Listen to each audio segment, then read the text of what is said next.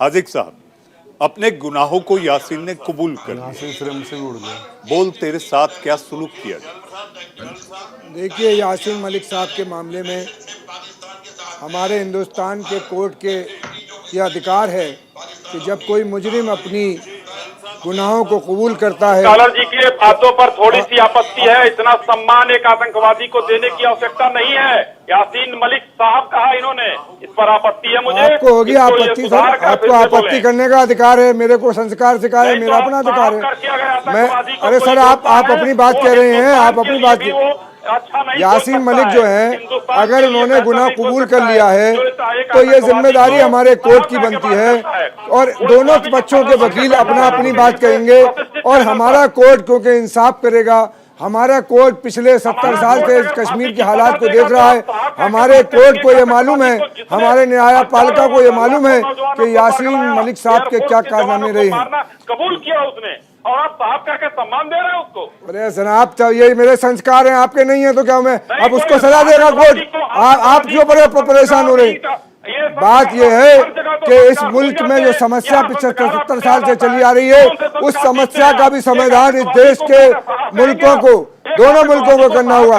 कश्मीरियों का मसला खाली इसलिए नहीं है कि उन्हें फांसी दे दो, मार दो, बल्कि इसलिए है कि वो हमारे देश के नागरिक हैं और उनको हमारे देश के नागरिक होने की वजह से जो उनकी समस्याएं, उनका समस्या को भी समाधान होना चाहिए। रही कोर्ट की बात, न्यायपालिका उनके सारे तथ्यों को समझ रही है। न्यायपालिका उस पर फैसला करेगी।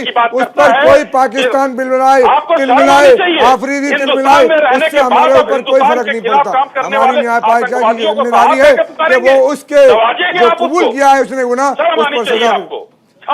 अरे बेशर्मी की बात मत करो, शर्म वाली मत बतो, बकवास मत करो बेवजह की शर्म की बकवास आप कर रहे हैं।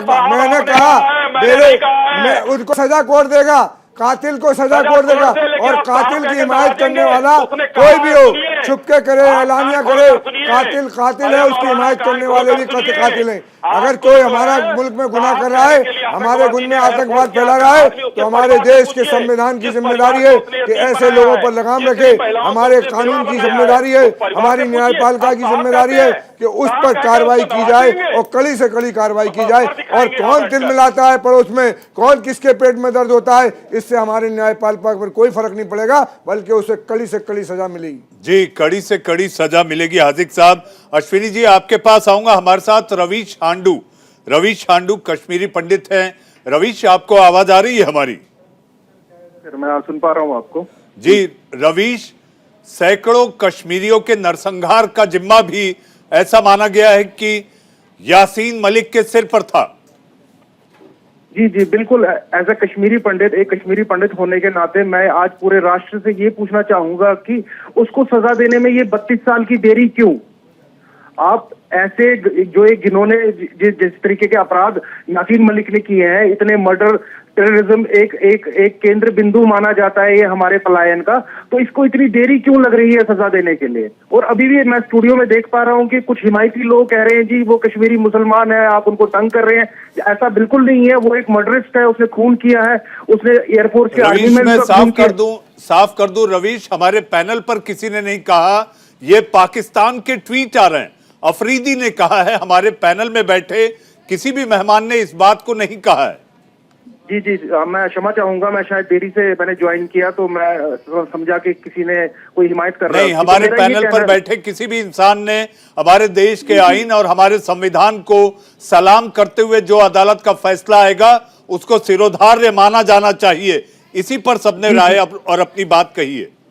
जी, हमारी राय एज ए कश्मीरी पंडित, मेरी राय ये है कि इसमें इतनी देरी क्यों हुई है, और अगर अब देरी हो भी गई है तो इसको बिल्कुल दुरुस्त तरीके से पेश किया जाना चाहिए। और अगर जो भी सजा न्यायपालिका द्वारा दी जाती है उसे बहुत ही जल्दी एग्जीक्यूट करना चाहिए, क्योंकि ये एक ऐसा आदमी है जिसका पूरा इसी के कारण, मतलब कश्मीर के हालात, मैं इसको 70% मानता हूँ कि ये आदमी जो था इसके कारण ही हालात खराब हुए थे वहां पे। और ये 2016-2015 सक्रिय था, जब तक कि ये बीजेपी सरकार के दौरान भी ये सक्रिय था, ये लोगों को भड़काता था, पत्थरबाजी के जो सारे मामले थे उसमें इसका हाथ था। उससे पहले जो 90 के दौर की बात करूं मैं, तो उस टाइम पे युवाओं को भड़काना और ये सब काम, इस सारे काम में ये आदमी मुलविस था। काफी कश्मीरी पंडितों को इसने मारा है, तो इसको अगर सजा मिलती है तो देरी नहीं होनी चाहिए इसका एग्जीक्यूट होने की सजा में।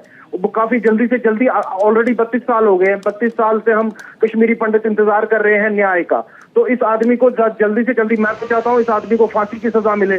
जिस तरीके के जिन्होंने अपराध इसने किए हैं राष्ट्र के खिलाफ, मानवता के खिलाफ और कश्मीरी पंडित के खिलाफ, इस आदमी को तो मतलब मैं कहूँगा फांसी के अलावा और कोई सजा नहीं हो सकती इस आदमी के लिए। ये मानवता के खिलाफ अपराध इसने किए हैं। जी जी रवीश, आपके पास आऊंगा। इस बीच हमारे पास जम्मू कश्मीर से कुछ तस्वीरें हैं आपके टीवी स्क्रीन पर।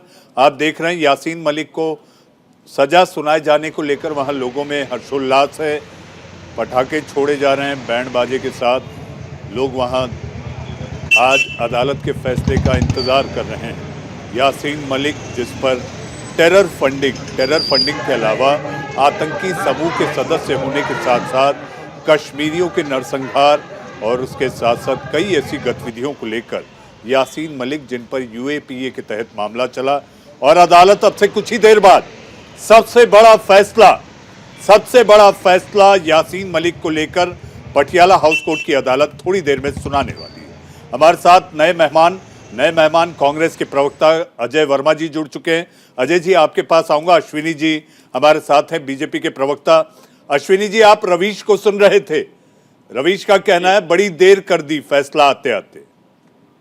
जी मनीष जी, एकदम मैं उनके साथ हूँ। देखिए, ये तो यासीन मलिक को कब गिरफ्तार किया गया है, मैं आपको दिखाना चाहूंगा। ये फोटो देखिए, यासीन मलिक की फोटो है। ये किसके साथ खड़े हैं यहाँ?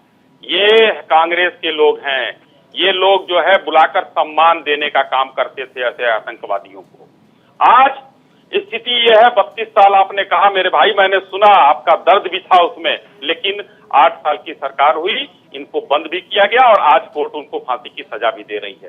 लेकिन मुझे कष्ट है कि यहाँ बैठे हुए हिंदुस्तान में रहने वाले लोग, मुझे उनकी बात से, उन्होंने कोर्ट में आस्था व्यक्त की, अच्छी बात है,